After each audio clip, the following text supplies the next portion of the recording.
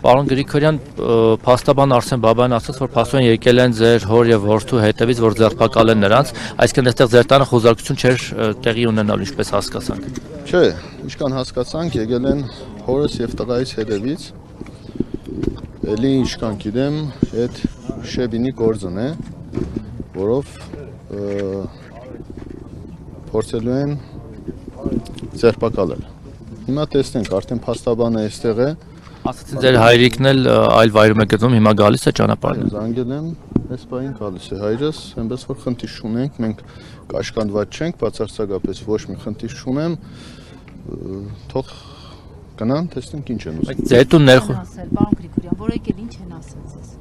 Դե տղայիս են ուզել, հորս են ուզել, տղաս այստեղ է այս բային կանգնած է, ուղղակի սպասեցինք մինչև փաստաբանը կա, տեսնենք ինչ է ասում փաստաբանը, խնդիր չունենք, ուղղակի այնքան որ սպասեցինք փաստաբանին, որովհետեւ ինչ որ արվում է, փաստաբանի ներկայությամբ արվում, թե չէ։ Ձեր տուն չեն ներխուժել, չեն մտել, խոզարկություն չեն արել ձեր բնակարանում։ Ոչ, նորմալ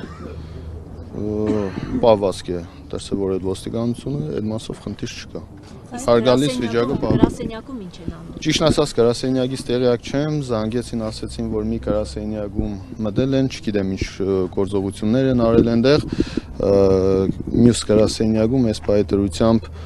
ասեցին, որ ինչ որ մարտաշատ են, այնտեղ կանգնած են, բայց գրասենյակը այս բային փակ է, քանի որ հիմա հասկանանք տղայիս եւ հորս